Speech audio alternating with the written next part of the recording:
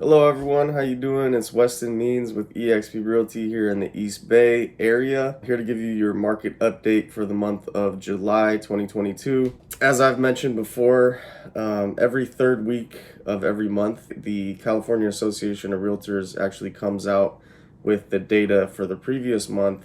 So we're going to look into the numbers for last month, June, and we're going to be focusing on 5 counties: Alameda, Contra Costa, San Francisco, Marin, and Santa Clara counties. And then just like before, we're going into 3 metrics: sales, so the number of homes being sold; inventory, so the number of homes for sale; and then the price change from year to year. And so these are all going to be compared to what they were last year at this same time of the year. Okay, so let's go right into it. So sales for Alameda County are actually down 21% from last year. And you're going to really see a pattern here.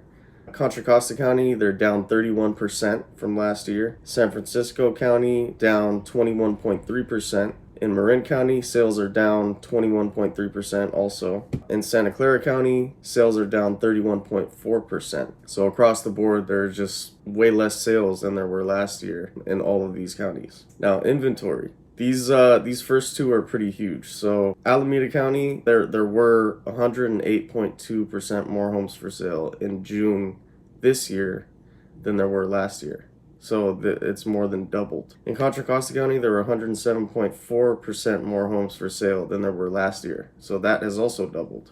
San Francisco County, there were 24% more homes for sale in the month of June. In Marin County, there were 46% more homes for sale. In Santa Clara County, there were 63.8% more homes for sale. So I think you're probably starting to see there's a lot less sales, or maybe not as much as there is more inventory, but there's significantly less sales than there were last year. And then across the board, there's way more homes for sale than there were last year. And the reason for that is last year we were still there was a lot of fear surrounding COVID.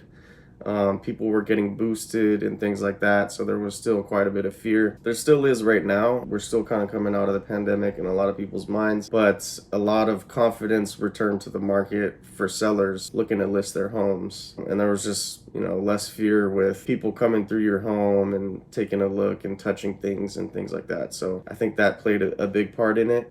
Okay, now let's go into price change for all of these counties. So we're going to look at the change in price from last year to this year. So in Alameda County, the median price sold has actually increased by 9.2%. In Contra Costa County, we saw a decrease in the median sale price by 1.3% from last year. In San Francisco County, we saw a decrease in 2.6% from last year. And in Marin County, there's been an increase of 5.1%. And in Santa Clara County, there's been an increase of 4%. So it's kind of a mixed bag there. In Contra Costa and in San Francisco, the median sale price is actually lower than it was last year. And that's just because, sales have gone down. Obviously, demand has gone down, especially with the rising rates. And inventory is way higher in all these counties, particularly in Alameda and Contra Costa County. But just that increase in supply and the decrease in demand has caused 2 of the counties to actually decrease in the median sale price. But we're still seeing in all the other counties, the homes are still selling for higher than they were last year. So folks that bought last year at this time of year are still benefiting from some of the equity that built up in their homes. And that's kind of surprising, considering how many more homes there are for sale and the decrease in sales. But what that translates to in the market is that a lot of these homes are just not selling. They're sitting on the market. Sellers aren't willing to accept these new lower prices just yet, or especially last month. This month, we're starting to see, sellers are beginning to understand that there has been a correction. They're beginning to be more willing to negotiate on price. They're starting to accept that they're going to have to take a lower number than they thought they could get. And that's just based on their expectations that they had looking at the numbers, even at the beginning of this year. They probably could have got a way higher price when interest rates were a lot lower. But now that interest rates are a lot higher, the average 30-year fixed is right around 5.75% right now. A ton of buyers dropped out of the market, particularly first-time home buyers.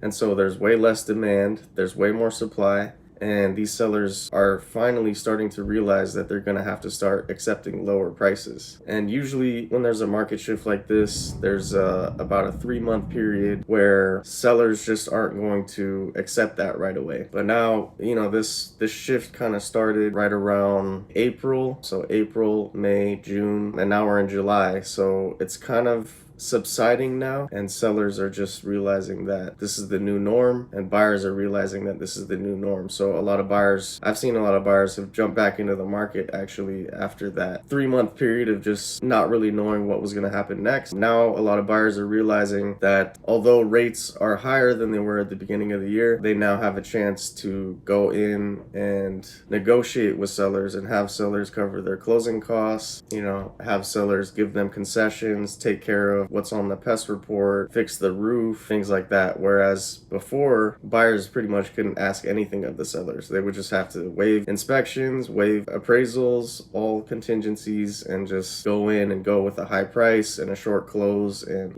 just pretty much put everything on the line just to get the home. So I mean, a lot of buyers that put off their searches, now is a good time to come back because you have a lot more leverage in the negotiation for a home now. So it's just a way better time to buy than it was at the beginning of the year. And if you have the means to purchase and you can keep your payment in a place that's comfortable for you, now you can get a lot of the things that are wrong with the home corrected before you close on the home. So you don't have to do a bunch of work after you close on it, which wasn't necessarily true before, because like I said, buyers just had to waive everything up front and just take care of all the problems afterwards. So I hope this helps you guys. Sellers, I'm sorry that you missed, the crest of the market. We're still kind of coming down, but good news is in most counties, homes are still selling for higher prices than they were last year. So it is a good time to still catch the market as it's coming down. Buyers, it's a great time to jump back into the market. There's a lot of first-time home buyer programs available. Particularly, there's one called the Forgivable Equity Builder Loan, which I'll make another video on. Just real quick, basically, they will give you 10% of the purchase price of a home, and then you can use that to pay off some closing costs and use some of it towards the down payment, and that amount is forgivable after 5 years if you live in the home those 5 years. So if you make the home your primary residence, after 5 years, you will not have to pay back that money. So yeah, as always, let me know if you have any questions, if there's anything I can do for you.